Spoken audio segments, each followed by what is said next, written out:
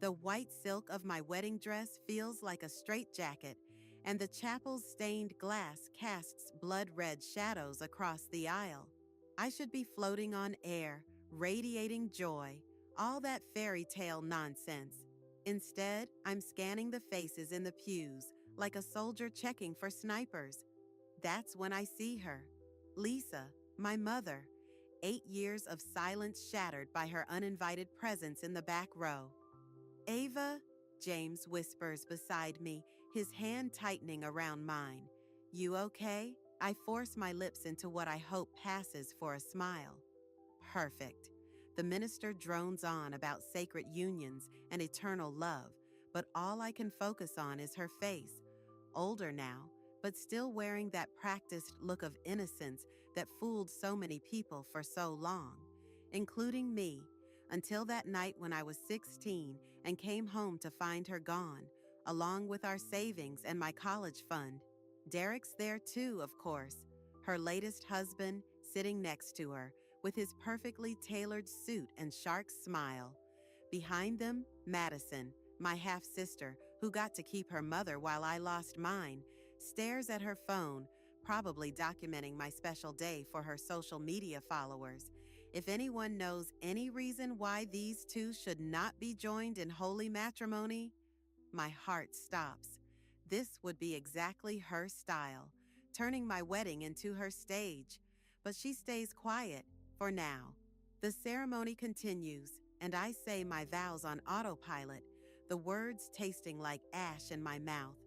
James beams at me, completely oblivious to the storm brewing in the back of the church. My Uncle Michael, standing in as father of the bride, keeps shooting worried glances toward Lisa. He knows.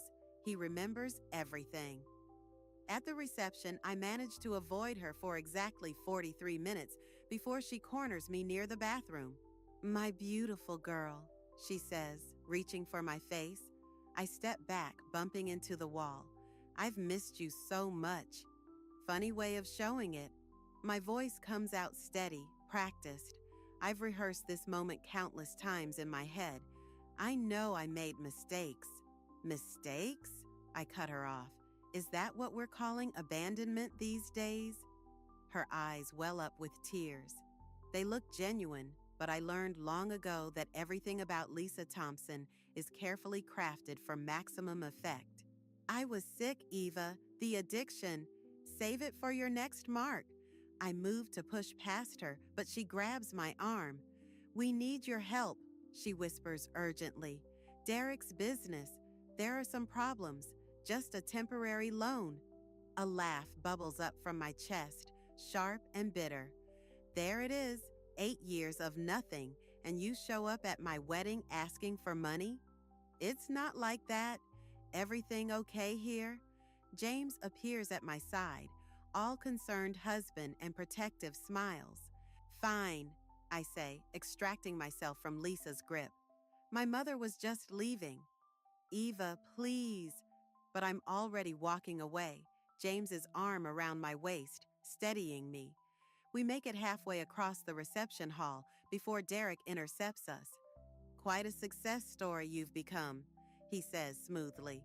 Senior analyst at Bennett Enterprises, Sophie Bennett's protege. Must be nice, having everything handed to you. The threat in his words is subtle, but clear. He knows something, or thinks he does, about my position at Bennett. Nothing was handed to me, I reply. Unlike some people, I actually earned my place. His smile doesn't waver, but his eyes harden. We should catch up sometime. Family dinner, perhaps? There's so much to discuss. As he walks away, James squeezes my hand. Who was that? I watch Derek rejoin Lisa and Madison, their perfect little family unit. Nobody important, I lie. Just someone who's about to learn a very expensive lesson about karma. The crystal champagne glass in my hand threatens to crack under my grip. 8 years I've spent building myself up from nothing, creating a life they can't touch. If they think they can waltz back in and tear it all down, they're about to discover exactly how much I learned from Lisa's masterclass in manipulation. Game on, mother. Game on. The honeymoon photos mock me from my desk. James and I smiling on sun-drenched beaches, pretending the world hasn't tilted off its axis. 3 weeks of paradise, and now I'm back at Bennett Enterprises, staring at an email that makes my stomach turn. Did you see this? Karen appears at my cubicle, waving her phone. Derek Lawson just got appointed as external financial consultant. My coffee cup freezes halfway to my lips. What? Sophie announced it this morning. Apparently, he's some hotshot from Morgan Stanley. She leans closer, lowering her voice. Isn't he your stepfather? I cut her off. As of 8 years ago. The office suddenly feels too small, too exposed. I pull up the company-wide announcement, scanning the details. Derek's smug corporate headshot stares back at me, his credentials listed like battle honors. My phone buzzes, a text from Lisa. Isn't it wonderful? Now we can be a proper family again. I delete it without responding. Ava?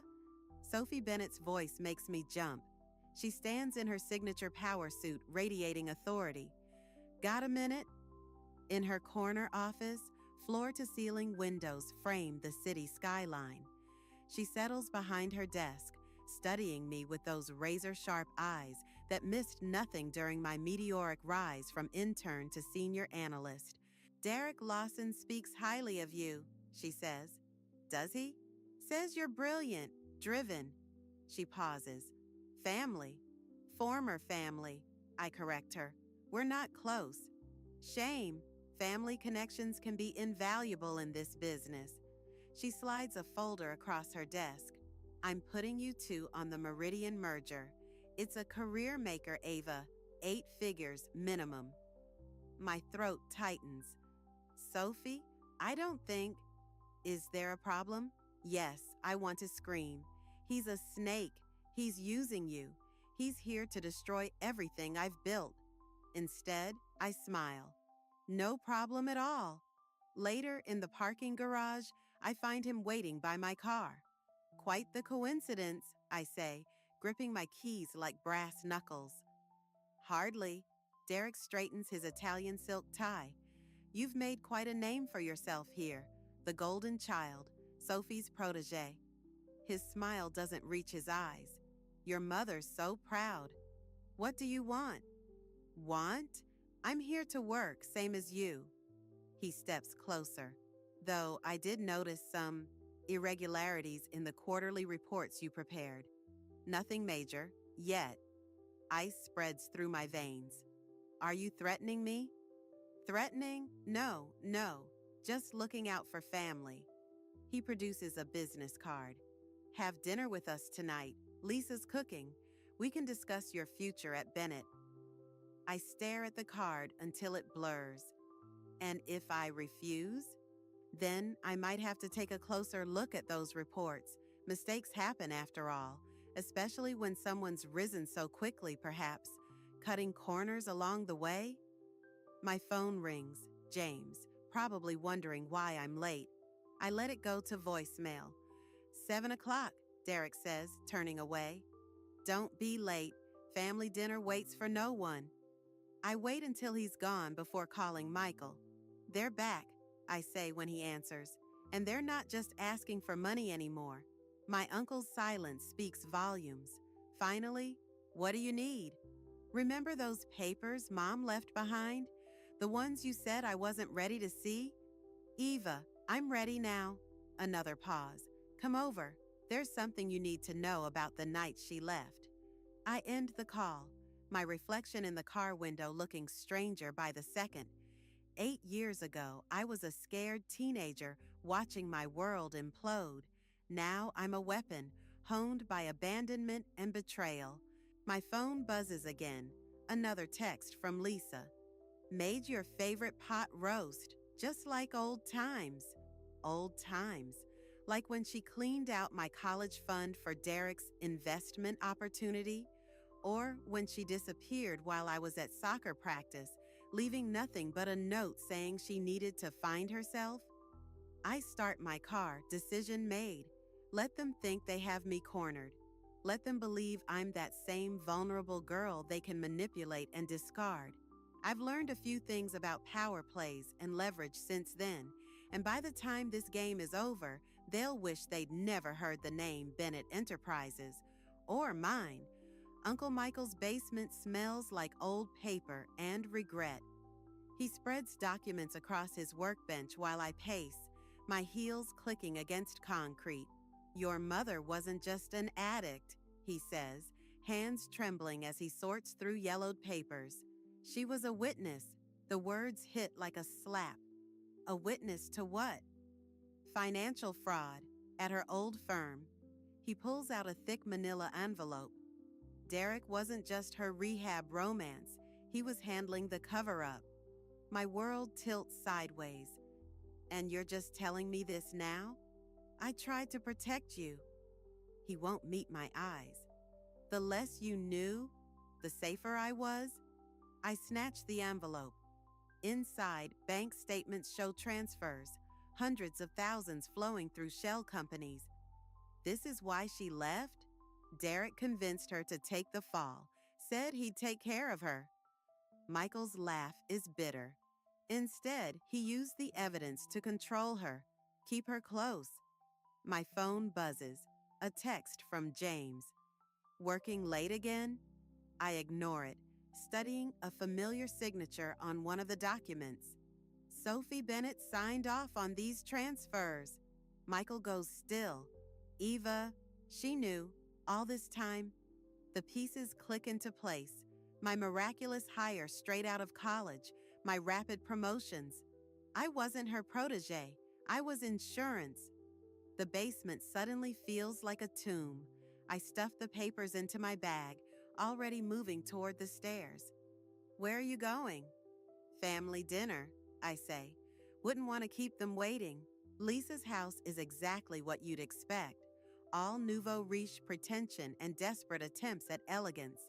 Madison opens the door, her teenager's disdain barely masking curiosity.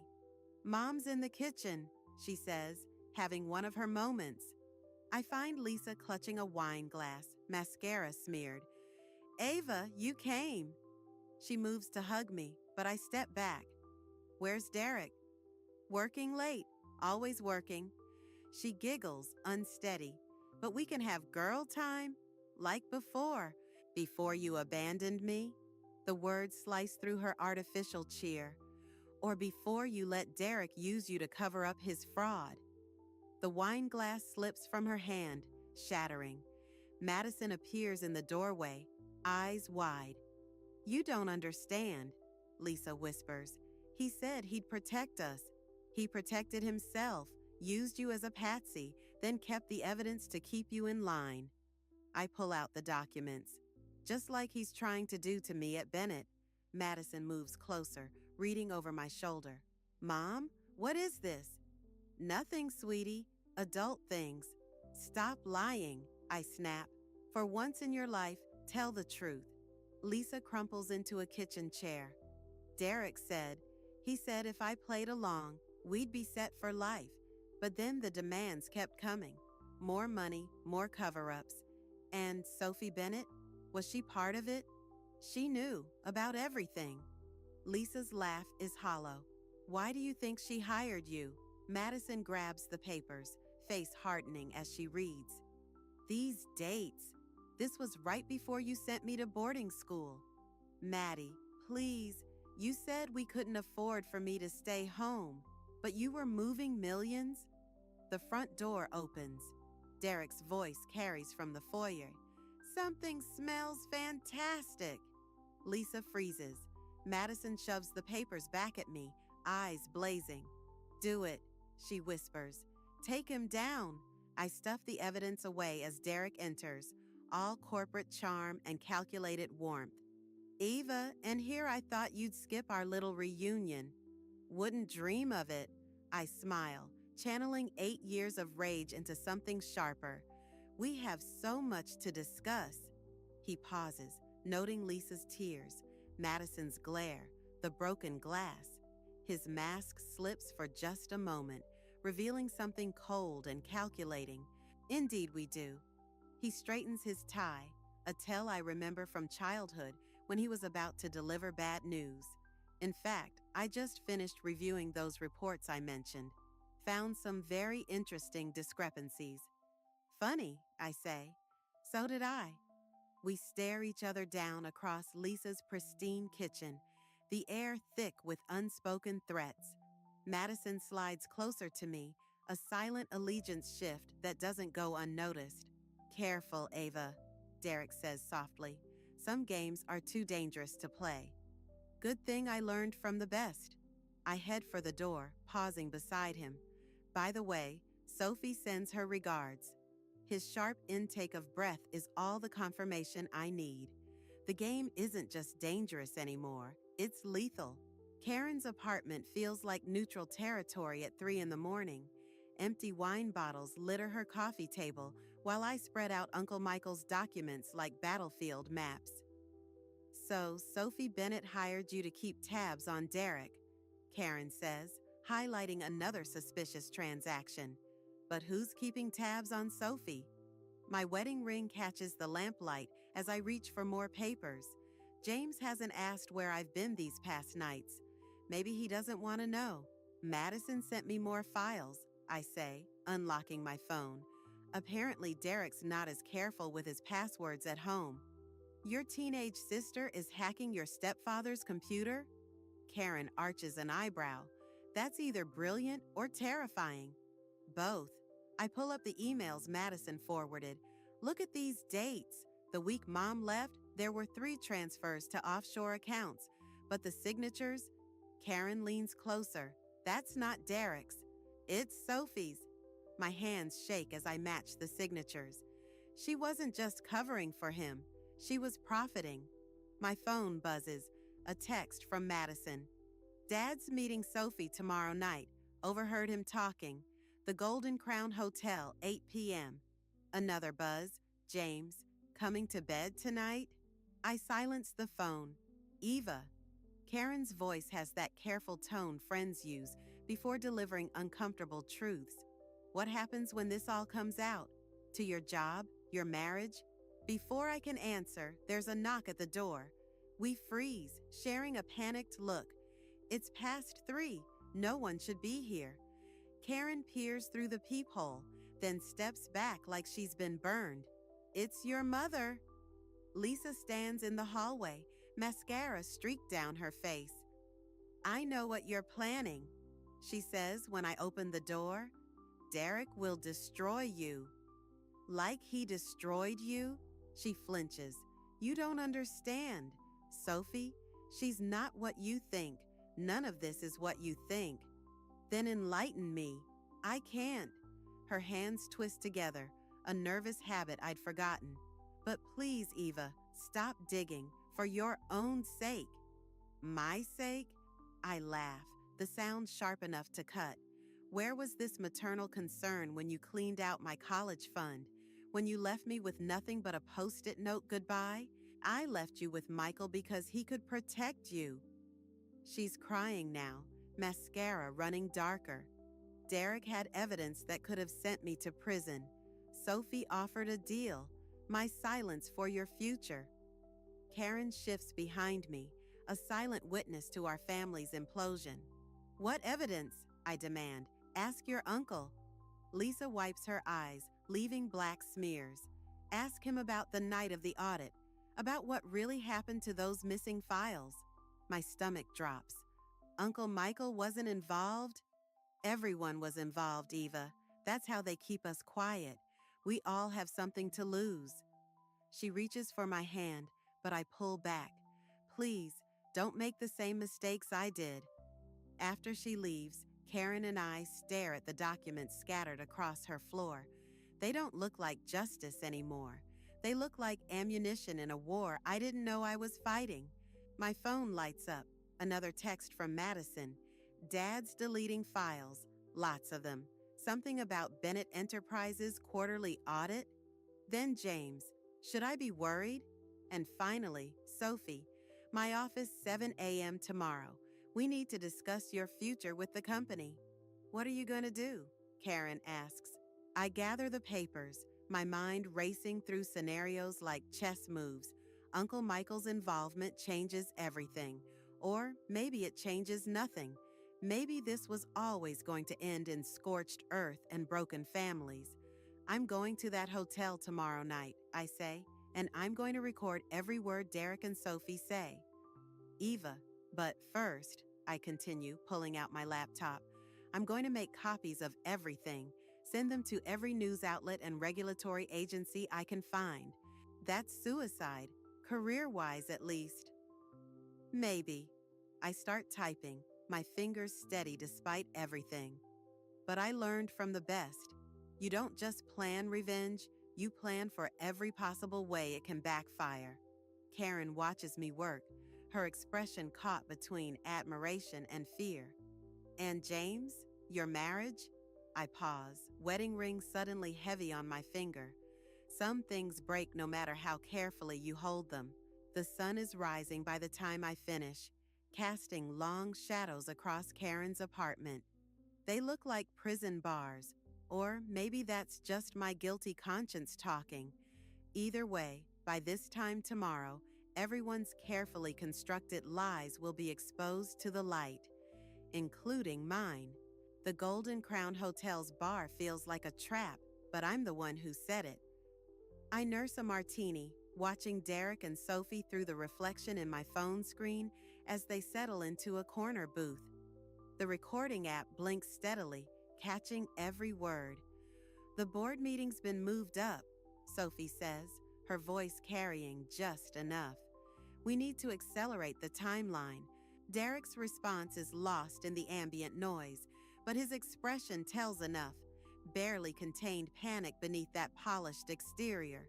My phone vibrates. Madison, Mom found the copied files. She's freaking out. Then immediately after, she's calling Uncle Michael. My hands start to shake. This wasn't part of the plan.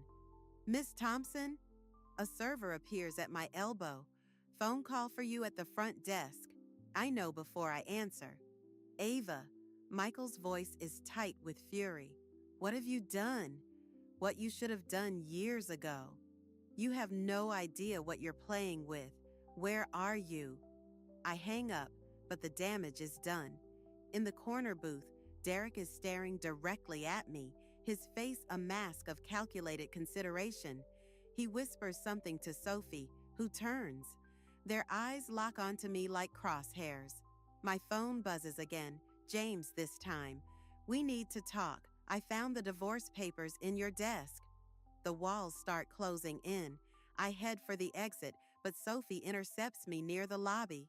You really are your mother's daughter, she says, voice dripping with false concern.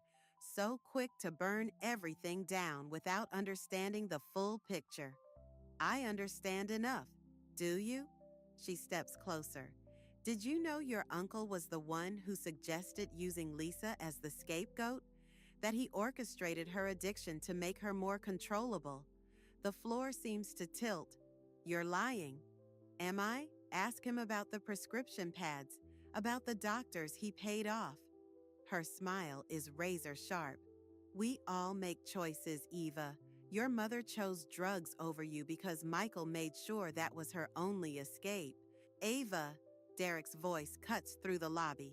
He's approaching fast, phone in hand. I run. The night air hits like a slap.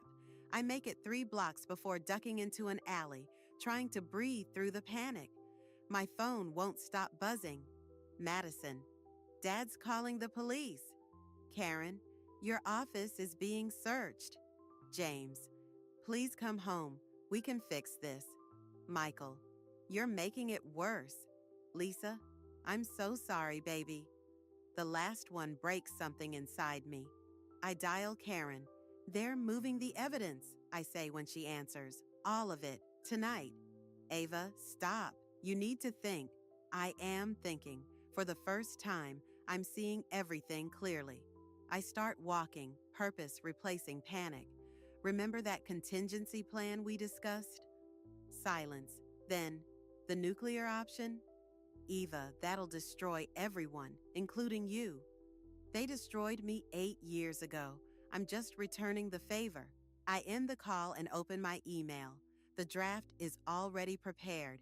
Every document, every recording, every piece of evidence sent to journalists, federal investigators, and the board of directors. One button and it all burns down. My finger hovers over send when another text appears. Madison, I found something else, something worse. Meet me at the office. I stare at the message, remembering Sophie's words about choices and consequences, about being my mother's daughter. The office building is dark when I arrive, but Madison's waiting in the lobby. She looks smaller somehow, more vulnerable than her usual teenage bravado. Before I show you, she says, you have to promise me something. What? Promise you won't let Dad hurt Mom again, no matter what's on these files. My throat tightens. Madison, promise me. Her voice cracks. Because after you see this, everything changes. And I need to know someone's going to protect her this time. I think about Lisa's tear-stained face in Karen's hallway, about Michael's betrayal, about James finding divorce papers I don't remember drafting. I promise. Madison hands me a USB drive, her hands trembling. Dad wasn't just embezzling money. He was laundering it for people who... She swallows hard. People who make problems disappear. The elevator dings behind us. We both turn to see Derek step out, flanked by 2 men I don't recognize. Madison, he says softly, go wait in the car. She grabs my hand, squeezing once before letting go. A warning, a goodbye, a choice. I grip the USB drive tighter and reach for my phone. Time to see who burns first. The Bennett Enterprises annual gala feels like a funeral where everyone's still pretending to smile. I watch from the mezzanine as Derek works the room below, champagne in hand, playing the charming new consultant while his men search my office 17 floors up. The USB drive burns in my clutch bag. 1 copy uploaded, 1 held back, insurance against whatever comes next. Quite the turnout. Sophie appears beside me, elegant in black. Shame it has to end this way. Does it? You made your choice when you sent those files to the FBI? She sips her champagne, though I admit I'm curious which version they received. My phone vibrates. Madison. Mom's gone. The house is empty. Then Karen. James is here, looking for you. You know what fascinates me about you, Ava? Sophie continues. You're so focused on revenge, you never asked why I really hired you. The pieces click together too late. Below, I spot James entering the ballroom, followed by Uncle Michael. The trap closes like a noose. Because I wasn't the target, I say. I was the bait. Smart girl, always were. Sophie's smile turns predatory. Your mother wasn't the only one Derek betrayed 8 years ago, but she was the only one stupid enough to leave a paper trail. The ballroom spins slightly. The money laundering? Among other things, we needed someone close to him, someone with the right motivation for revenge. She gestures at the crowd below. Someone who could get him to expose himself without realizing he was being played. My phone buzzes again. An unknown number. Your mother is safe, for now. Where is she? My voice cracks.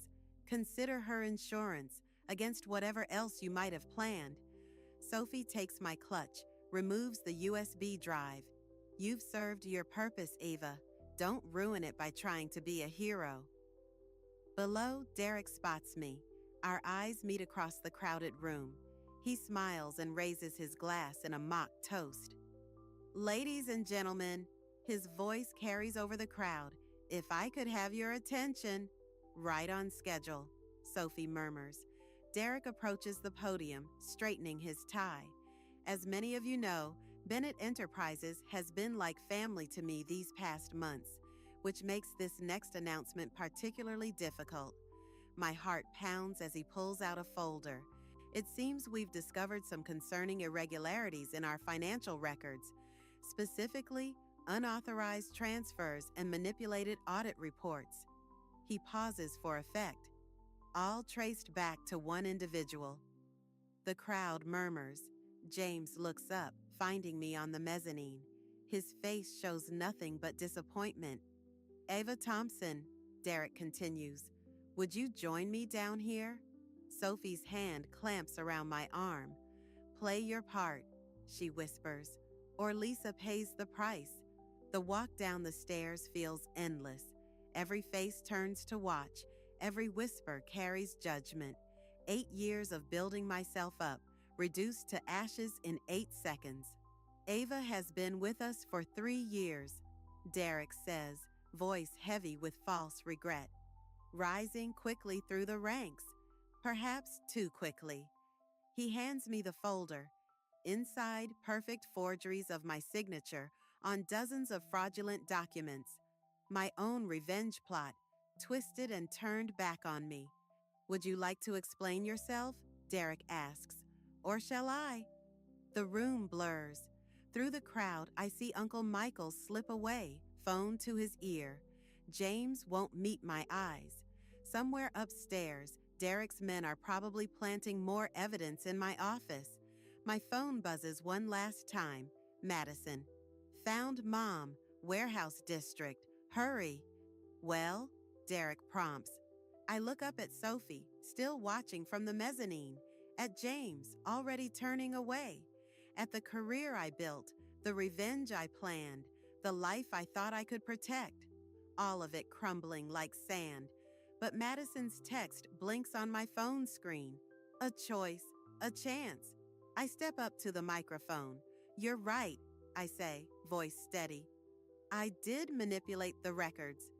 Derek's triumph shows for just a second. I did it to expose something much bigger.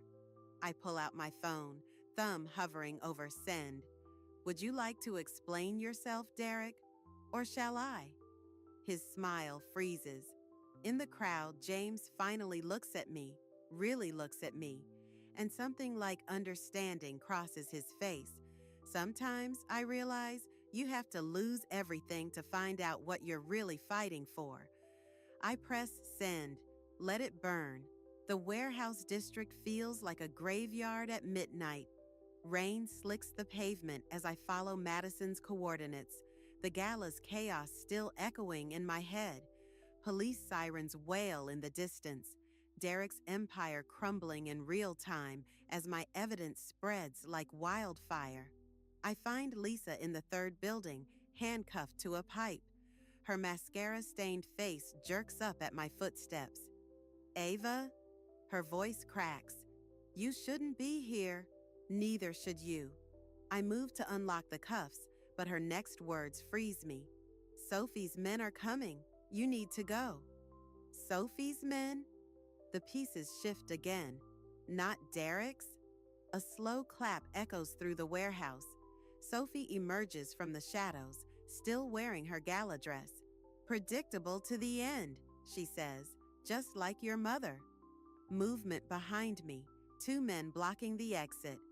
Through the high windows, I see more figures circling the building. You played us both, I say, Derek and me. I played everyone. Sophie's heels click against concrete as she approaches. Derek was useful until he got greedy. You were useful until you got righteous.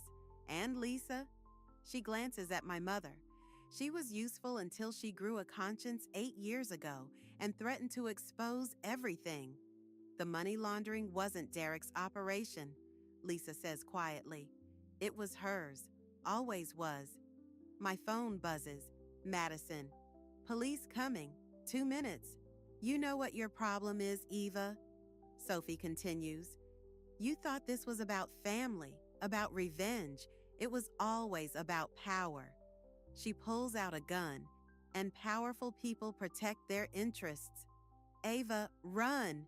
Lisa struggles against the handcuffs, but I stand my ground.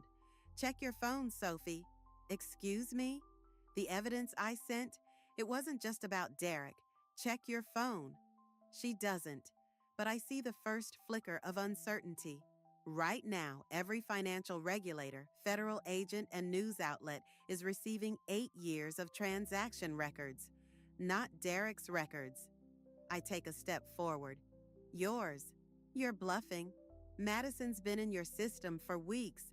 While you were so focused on manipulating me, a teenager cracked your empire wide open. Sirens grow closer. Sophie's men shift nervously. Even if that's true, Sophie raises the gun. Dead whistleblowers tell no tales, but their dead man switches do. I pull out my phone, show her the screen. One button, Sophie, one button, and every dirty secret you buried goes straight to Interpol. You'd destroy yourself too. Your career, your reputation, already destroyed. I laugh, and it sounds like breaking glass. You taught me that, remember? Sometimes you have to burn everything down to build something new. The warehouse doors burst open, but it's not the police. It's Derek. Sorry, I'm late. He's disheveled, desperate. Traffic was murder. What with all those federal agents at the gala? Derek, Sophie warns, don't. Shut up. He pulls out his own gun. 8 years I cleaned up your messes, kept your secrets, and you were going to pin it all on me? The student becomes the master, I say quietly. Sophie's composure cracks. You orchestrated this, all of it. No, I move toward Lisa, keeping my movements slow. You did. You all did. I reach my mother, start working on her cuffs. I just stopped playing by your rules. Police sirens scream outside. Flashlights sweep the windows. This is the FBI. Building is surrounded. Derek laughs, a broken, hollow sound. Well played, kid. Well played. Sophie turns the gun on him. He keeps his trained on her. They're both so focused on each other, they don't see Lisa slip free of the cuffs. They don't see her tackle Sophie as the FBI breaches the door. They don't see me hit the dead man's switch anyway, because some fires need to burn everything. Later, as federal agents lead everyone away, Madison finds me sitting on the warehouse steps. Mom okay? She asks, being checked out by paramedics. I stare at my phone, dozens of missed calls from James, Karen, Michael. You? Better than them. She nods at Sophie and Derek in handcuffs. Was it worth it? I think about revenge, about justice, about the cost of both, about family, the one that abandoned me, the one that betrayed me, and the sister who helped me burn it all down. Ask me tomorrow, I say. The sun rises over Bennett Enterprises' smoldering ruins, and for the first time in 8 years, I feel clean. The federal courthouse steps feel colder than they should in summer. I watch Sophie and Derek being led out in handcuffs, their empire reduced to headlines and case numbers. Madison stands beside me, her hand finding mine as her father passes. He doesn't look our way. Ready? She asks. I'm not, but I nod anyway. Inside, Uncle Michael waits in an interview room, looking older than I've ever seen him. The federal agents left us alone after he agreed to testify about the prescription pads, about his role in Lisa's addiction. I thought I was protecting you, he says before I can speak. Everything I did was for my own good. The words taste like ash. That's what Mom said too. He flinches. Ava, I found the original prescriptions. I slide them across the table. The ones you wrote before Derek got involved, before Sophie, before everything. His hands shake as he touches the papers. I was trying to help her cope after your father died. She was spiraling. So you decided to control her spiral? The rage feels different now, colder, cleaner. Make it manageable? I loved you both. Love shouldn't leave scars. Madison squeezes my hand. I'd almost forgotten she was there, watching her family's destruction mirror my own. The prosecutors offered me a deal, Michael says. Full immunity if I testify against Sophie's entire operation. Take it. I stand up. Consider it your last act of protection. In the hallway, Karen waits with coffee and courthouse gossip. Lisa's testimony sealed it, she says. Sophie's looking at 20 years minimum. And Derek? 15 unless he flips on his overseas contacts. She studies my face. James called again. The wedding ring feels heavy on my finger. I know. He still loves you. Sometimes love isn't enough. We exit into sunlight that feels too bright for funeral weather, because that's what this is. A funeral for the family I thought I wanted, the revenge I thought I needed, the person I used to be. Lisa sits on a nearby bench, looking small without her designer armor. When she sees us, she stands. The rehab center has an opening, she says. Real one this time, no strings. Good, I mean it. Ava, don't. The word comes out gentler than I expected. Not yet. She nods, understanding what I can't say. That forgiveness, like revenge, has its own timeline. Madison releases my hand. I should go with her. Make sure. I know. I hug her. My sister, my conscience, my unexpected ally in burning down our shared heritage. Call me when you're settled. Someone has to keep you honest. She manages a smile. Try not to destroy any more corporations while I'm gone. The joke lands wrong, but we pretend it doesn't. Karen touches my arm. Your place or mine? Neither. I check my phone. One last message from James. When you're ready. But I'm not ready. Not for James's forgiveness or Lisa's redemption or Michael's justifications. Not for rebuilding from ashes. I'm still creating. I need to make one more stop. Bennett Enterprises stands empty, its windows dark. Security lets me in. They haven't changed the codes yet. My office is exactly as I left it the night of the gala, except for one thing. On my desk sits a single envelope. Inside, a key and a note in Sophie's handwriting. For when you realize power and revenge are the same thing, the position is yours if you want it. S. I think about 8 years of pain, of choices made by others, of protection that felt like prison, about Madison finding her strength, Lisa finding her voice, James finding his limits, about Sophie teaching her final lesson from behind bars. The key feels warm in my palm, a door to another version of myself, another cycle of power and revenge. I leave it on the desk. Outside, Karen waits in her car. Where to? I look at the building one last time, at all it represents: ambition, corruption, the seductive pull of justified vengeance. Anywhere, I say, as long as it's forward. She starts the engine, and we drive away from the wreckage of my carefully planned revenge towards something that feels less like victory and more like freedom. Some fires don't need to be rebuilt from. Some just need to be left behind.